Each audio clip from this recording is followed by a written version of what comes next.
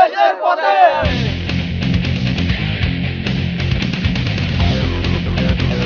দেশের পথে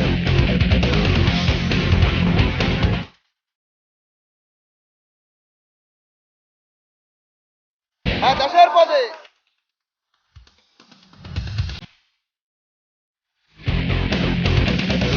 দেশের পথে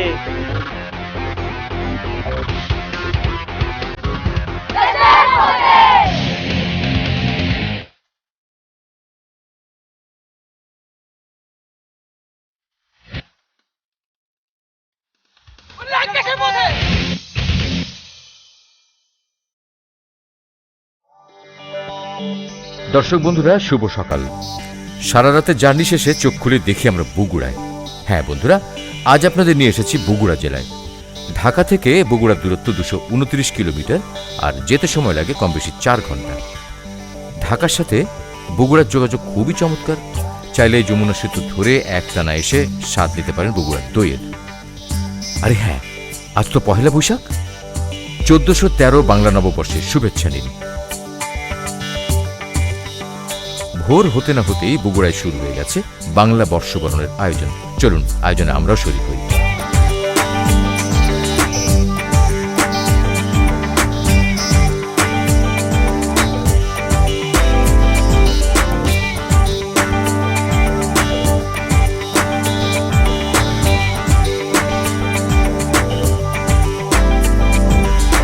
নববর্ষকে ঘিরে বগুড়ায় যে এত বড় আয়োজন হয় তা নিজ চোখে না দেখলে বুঝতেই পারতাম না। কেমন আছেন?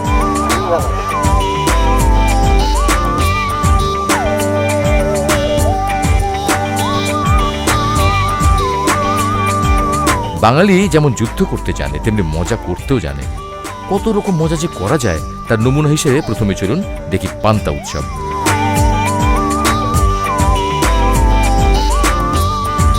আলু ভর্তা, বেগুন ভাজি, ইলিশ মাছ, শুকনো মরিচ আর পেঁয়াজের সাথে পান্তা, আহ কি স্বাদ রে বাবা! একেবারে জিভে জল এসে গেল।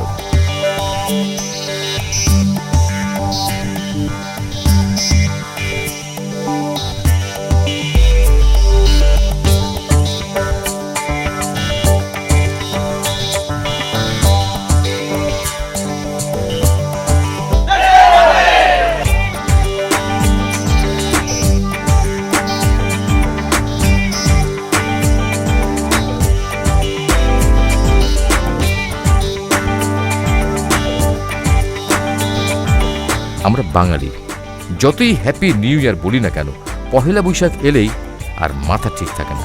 বাচ্চা বুড়ো ছেলে মেয়ে সবাই আত্মহারা হয়ে পড়ি খুশি আনন্দের এই নববর্ষের দিনে। এই তো বাঙালির প্রাণ, এই তো আমাদের পরিচয়। এসো হে বৈশাখ, এসো এসো।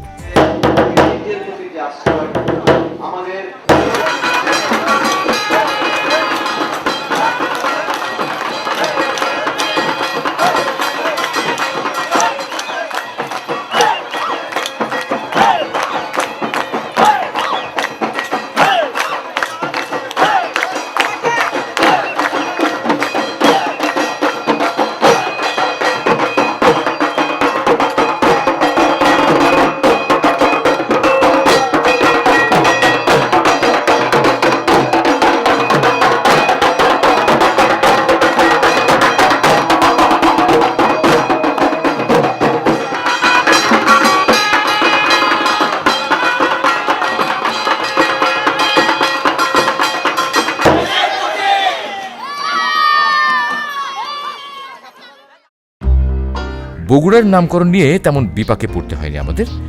যার নামেই বগুড়া, তার মাজারেই নিয়ে যাচ্ছে আপনাদের।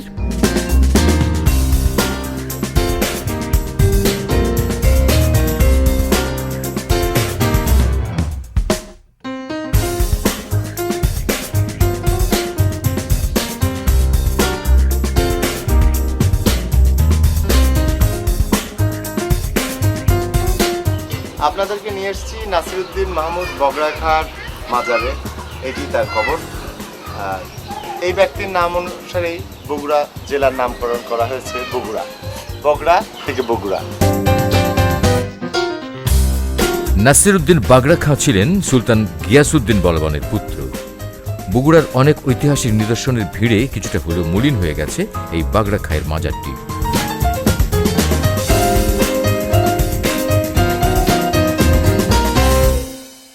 দেশের পথে বগুড়া জেলায় অনেক খ্যাতিমান ব্যক্তি জন্মগ্রহণ করেছেন। দেশের পথে ছুটে চলেছি তাঁদেরই একজন, বাংলাদেশের সাবেক রাষ্ট্রপতি এবং বিএনপি রাজনৈতিক দলের প্রতিষ্ঠাতা মেজর জেনারেল জিয়াউর রহমানের জন্মস্থান দেখতে। স্বাধীনতার ঘোষক এই মহান নেতা ছিলেন বাংলাদেশের সাধারণ মানুষের কাছের মানুষ। আমাদের মহান মুক্তিযুদ্ধে মেজর জিয়া ১ নম্বর সেক্টর কমান্ডার হিসেবে দায়িত্ব পালন করেছিলেন। মুক্তিযুদ্ধে তাঁর অবদানের জন্য তিনি বীরোত্তম উপাধি লাভ করেন। ১৯৭৫ সালে তিনি সেনা প্রধান হিসেবে দায়িত্ব পালন করেন, আর ওই বছরই ৩রা নভেম্বর সিপাহী জনতার বিপ্লবের পর তিনি ৭ নভেম্বর প্রধান সামরিক আইন প্রশাসক হিসেবে দায়িত্ব গ্রহণ করেন। ১৯৭৭ সালের ২১ এপ্রিল তিনি রাষ্ট্রপতি হিসেবে শপথ গ্রহণ করেন। বাংলাদেশি জাতীয়তাবাদে বিশ্বাসী এ মহান ত্যাগী নেতা বাংলাদেশে বহুদলীয় গণতন্ত্রের প্রবর্তক।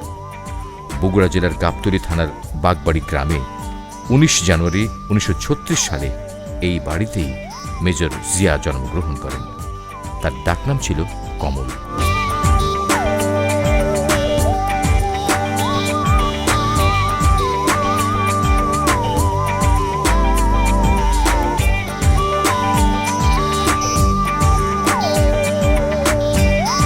হ্যাঁ, আপনাদের এখন ঘুরিয়ে দেখাবো শহীদ রাষ্ট্রপতি জিয়াউর রহমানের স্মৃতি বিজড়িত জন্মস্থান।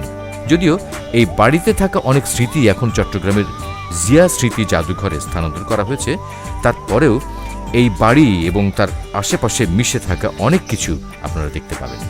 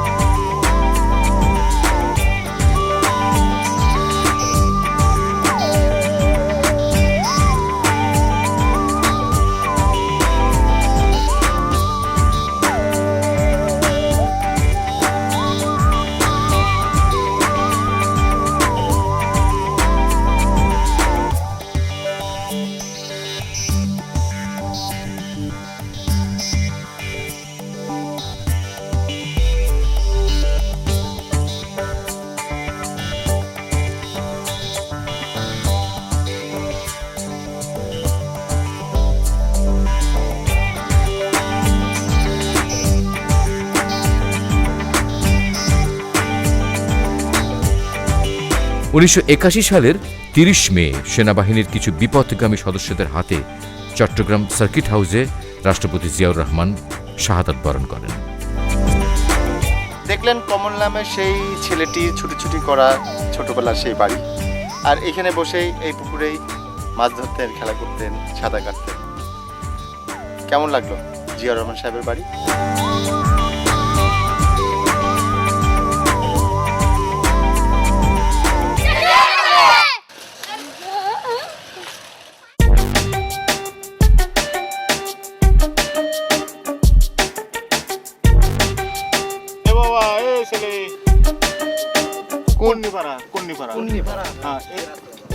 বগুড়ার বাগবাড়িতে মাদারের স্থান নামে এক ঐতিহাসিক জায়গা ছিল। সেখানে একসময় নিশানের মেলা বসত। লম্বা বাঁশের মাথায় নিশান ওড়ানো হতো, আর তাকে ঘিরে বসত মেলা। দূর দূরান্ত থেকে আসতো অনেক মাদারপন্থী ফকির। এখনও বগুড়ার বিভিন্ন স্থানে সেই নিশানের মেলার প্রচলন রয়েছে। শুনেছি সেই ঐতিহাসিক মাদারের জায়গাটির উপর এখন ভূমি অফিস তৈরি হয়েছে, বাকি অংশের উপর রয়েছে বাগবাড়ি হাট। তবে আমরা এখন মাদার বা নিশানের মেলা দেখতে যাচ্ছি না, আমরা যাচ্ছি কুন্নিপাড়া। কোথায়? বাংলা ভাইয়ের বাড়ির কোন দিক? এই মুখ মানে? হ্যাঁ, যাচ্ছি কুন্নিপাড়ায় বাংলা ভাইয়ের বসত ভিটা দেখতে। আমরা অনেকেই বাংলা ভাইয়ের আসল নাম জানি না। তার নাম সিদ্দিকুল ইসলাম। কেমন আছো জি? দেখে তো মনে হচ্ছে খুবই ভালো। জানেন ছেলেটা ভালো ছিল না, আপনার হাসিটা দেখে খুব ভালো লাগলো। এলাকার মানুষের সাথে কথা বলে জানতে পারলাম বাংলা ভাই হাসি খুশি ভালো একজন মানুষ ছিল। ছাত্র হিসেবেও তার সুনাম ছিল। ছাত্রাবস্থায় বাংলা সাহিত্যে বিশেষ পারদর্শিতার কারণে বন্ধুরা তাকে বাংলা ভাই উপাধি দেয়। কিন্তু সেই বাংলা ভাই কেমন করে আজকের বাংলা ভাই রূপান্তরিত হলো তা তারা বুঝতে পারে না। এই ঘর আপনারা এখন যে ঘরটি দেখছেন, এই টিনের ঘরটি বাংলা ভাই মানে সিদ্দিকুল ইসলাম ওরফে বাংলা ভাই তার ঘর এইটি।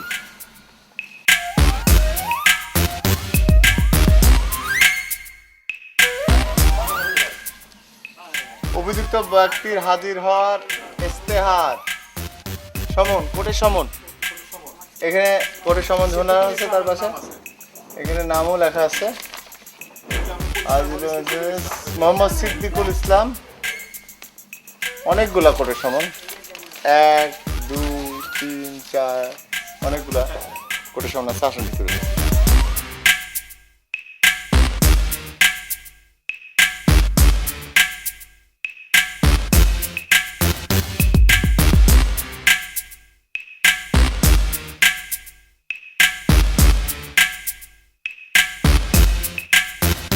খ্যাতি দু ধরনের, সুখ্যাতি আর কুখ্যাতি। আজ কোন খ্যাতির কারণে আমরা এসেছি এই টিনের বাড়িটিতে? এই টিনের ঘরটি যার, তার কথা মনে হলে আমাদের চোখে কি ভেসে ওঠে? আমরা শান্তির পক্ষে। বাংলা ভাইয়ের মতো আর কেউ যেন দেশবাসীর আতঙ্কের কারণ না হয়, সেটাই আমাদের কাম্য।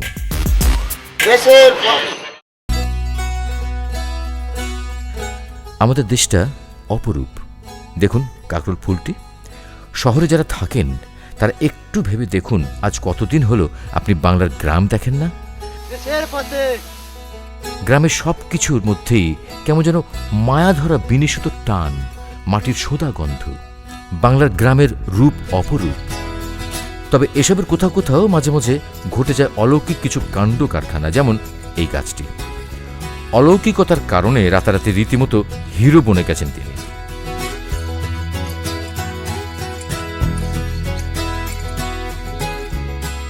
বগুড়া জেলার গাবতলী থানার মরিয়ার হিন্দুপাড়া গ্রামে এই বট গাছটি, এটা কি বট গাছ? আচ্ছা, পাকুর গাছ। এই পাকুর গাছটি থেকে পানি পড়ছে, এটা আমরা রাস্তায় যেতে যেতে শুনলাম, দেখতে আসলাম এই পানির উপর। দেখতে পাচ্ছেন বালতি, বোতল, বিভিন্ন জিনিস ঝোলানো আছে। এখান থেকে পানি সবাই সংগ্রহ করে, বিশ্বাস করে খেলে রোগ মুক্তি হয়। তেমনই একজন আমার সামনে বসে আছেন, যিনি এই পানি খেয়েছেন এবং তিনি ভাবছেন যে তার কিছুটা উপকার উনি পাচ্ছেন। আপনি কবে থেকে পানি খাচ্ছেন? পানি খাচ্ছি যেদিন থেকে গাছ। কতদিন সেটা? আজ 18 দিন হয়ে যাচ্ছে। 18 দিন, মাত্র 18 দিন যাবত পানি পড়ছে। কখন কখন পানি পড়ে? পানি পড়ে সকাল 6টা থেকে আপনার 12টা 2টা পর্যন্ত পড়েছে। হ্যাঁ, ওয়াসার মতো, মানে সকাল থেকে 12টা পর্যন্ত পানি দেয়, তারপর বন্ধ থাকে। জি স্যার। তারপর বিকালবেলা একটু পানি দেয়, আবার বন্ধ থাকে। বন্ধ হয়ে যায়। আচ্ছা, বন্ধ হয়ে যায়। আর কোনদিন বিকালে হয়, কোনোদিন বিকালে, আর শুক্রবার দিন মোটেও পানি পড়ে না। পরে সামথিং আজকে খুব স্লাইড সামান্য। আজকে সামান্য পড়ছে। পানি খেতে কেমন? পানিটা খাইতে ডাবের পানির মতন। ডাবের পানির মতো মিষ্টি জি, মিষ্টি লাগে। একটু সামান্য মিষ্টি, খুব ঠান্ডা। খুব ঠান্ডা পানি, টেস্টি। Tasty। কষ্টস নাই, না। আঠা টাঠা নাই, না। চুলকায় না, না, কিছুই হয় না। কোনো কিছু না। আচ্ছা, তারপর কি উপকার পেলেন? কিসের জন্য খেয়েছিলেন? সে খাচ্ছিলাম চোখের জন্য, যে আমাদের মানে চোখে কম দেখতেন? কম দেখতাম। মাথা টাথা মানে আমাদের অসুখ, চোখে অসুখ হইতো। সেই অসুখে আমি হসপিটালে 2বার গেছি, কোনো ফল হয়নি। এখানকার পাগল গাছের থেকে পানি পড়াতে আমি মনে করেন যে ওই পানিটা নিয়তের উপর আমি খাচ্ছি। খাওয়ার পর আমাদের চোখের বিষ বেদনা সব কিছু আমার বন্ধ। আপনার নাম কি? আমার নাম নিতাই। নিতাই। বুঝলেন তো ব্যাপারটা? নিতাইয়ের মতো গ্রামের সহজ সরল মানুষের বিশ্বাসের কাছে ডাক্তাররাও এখন হেরে যাচ্ছেন।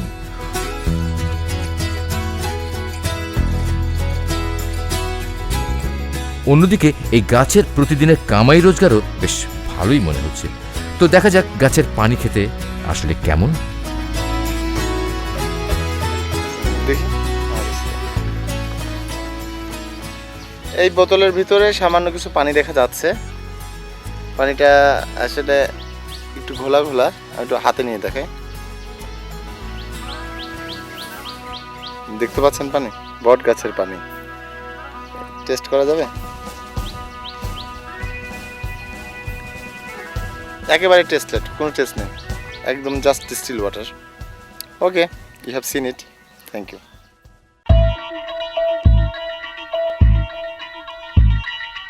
পদ্মা, মেঘনা, যমুনা। যমুনা বাংলাদেশের প্রধান 3 নদীর একটি। বগুড়া জেলার গা ঘেঁষে বয়ে গেছে যমুনা নদী। দেশে পথে ছুটে চলেছি বগুড়া জেলার সারিয়াকান্দিতে সেই যমুনা নদী দেখতে।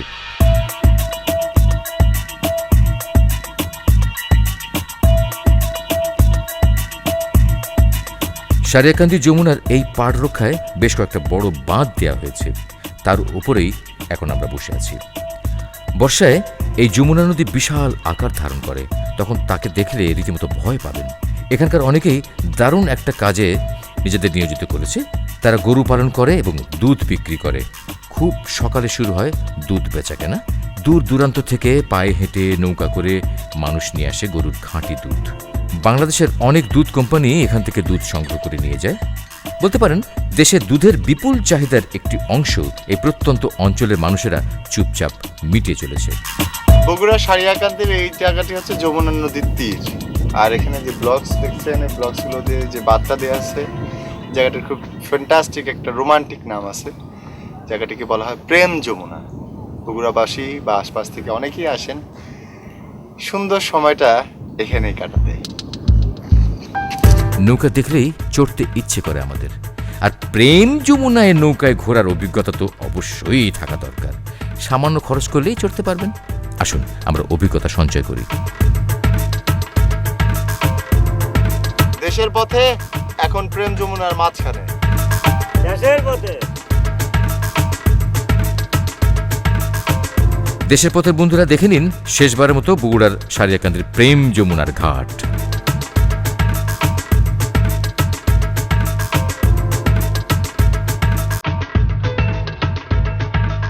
দেশের পথে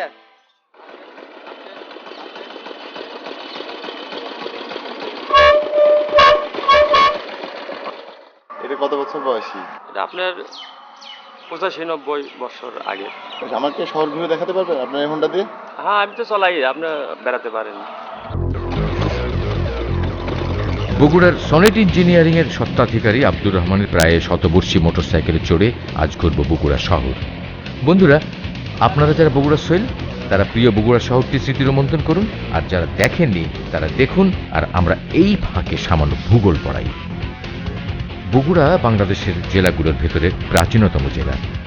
1821 সালে এই জেলাটির জন্ম। বগুড়ার আয়তন 2920 বর্গ কিলোমিটার, লোকসংখ্যা 30,15,000, শিক্ষিতের হার 60%। এই জেলায় থানা আছে 11টি, পৌরসভা 5টি এবং ইউনিয়ন আছে 109টি। বগুড়ার উত্তরে গাইবান্ধা ও জয়পুরহাট, দক্ষিণে নাটোর ও সিরাজগঞ্জ, পূবে জামালপুর ও পশ্চিমে নওগাঁ জেলা অবস্থিত। যমুনা, করতোয়া, নাগর, বাঙালি এই জেলার প্রধান নদী। ঢাকার গাবতলী ও মহাখালী বাস টার্মিনাল থেকে বগুড়া আসতে পারবেন সারাদিন। 229 কিলোমিটার পথ পাড়ি দিয়ে বগুড়া আসতে সময় লাগবে কম বেশি 4 ঘন্টা। ভাড়া 200 টাকার মতো। বগুড়ায় অনেক শিল্প কারখানা রয়েছে। মুদ্রণ শিল্পে বগুড়া এগিয়ে আছে অনেকখানি। আছে অনেক প্রাচীন স্থাপত্য নিদর্শন এবং দেখার মতো অনেক জায়গা। বগুড়ার দই কিন্তু বাংলাদেশ বিখ্যাত। স্বাধীন বাংলা বেতার কেন্দ্রের জনপ্রিয় অনুষ্ঠান চরমপত্রের নির্মাতা এম.আর. আখতার মুকুল জন্মেছেন এই বগুড়াতে।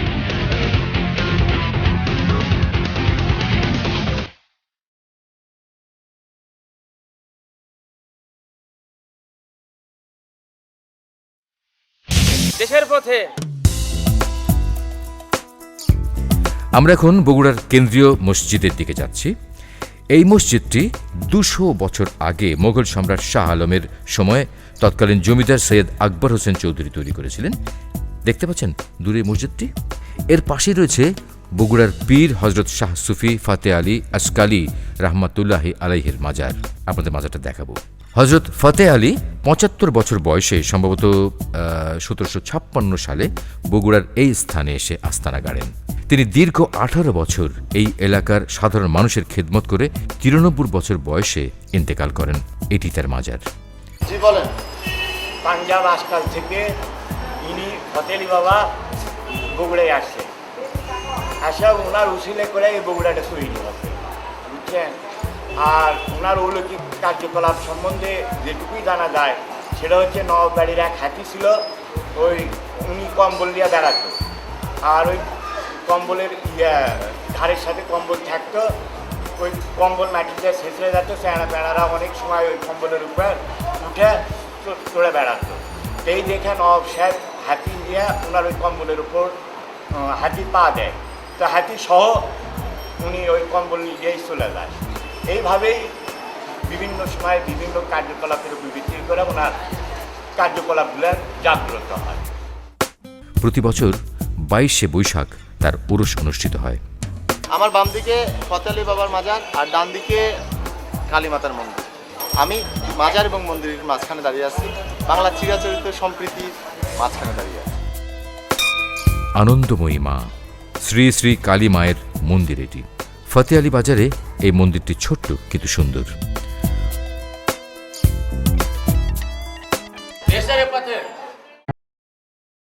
বগুড়া শহরের বাদুরতলায় এই হোয়াইট হাউসে 1942 সালের 11 জানুয়ারিতে জন্ম নিয়েছিলেন এই উপমহাদেশের একজন গুণী শিল্পী আঞ্জুমান আরা বেগম। চলেছি তার কিছু স্মৃতি দেখতে। আঞ্জুমান আরা বেগমের মায়ের নাম জিয়াউন্নেসা তালুকদার, বাবা শহীদ ডক্টর কসির উদ্দিন তালুকদার।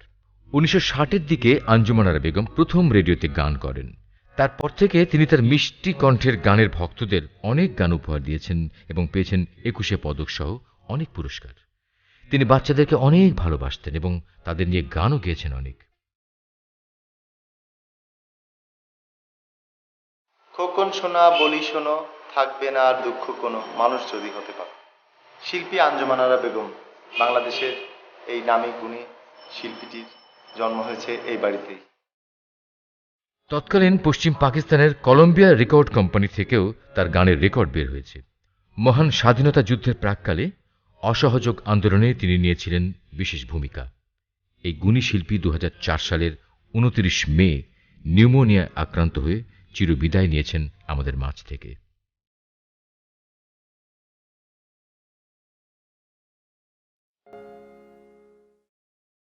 স্বদেশ আমার গর্ব, আর এই দেশের সংস্কৃতি আমার ঐতিহ্য। আজকের এই বৈশাখের প্রথম দিনে দেখুন বাঙালির উন্মাদনা। হ্যাঁ বন্ধুরা, পহেলা বৈশাখের আমেজ এখনও কাটেনি, তাই সন্ধ্যায় বৈশাখী মেলার আয়োজন দেখুন এবং ঝটপট লিখে নিন আমাদের ঠিকানা। দেশের পথে, Bangla Vision, 73 Bir Uttam CR Dutta road, Dhaka 1205। Email করুন দেশের পথে @banglavision.tv। SMS করতে পারেন, লিখে দিন 0191624736। আমাদের আগামী পর্বে রয়েছে বগুড়ার অনেক দারুণ দারুণ ফুটেজ দেখার আমন্ত্রণ রইল।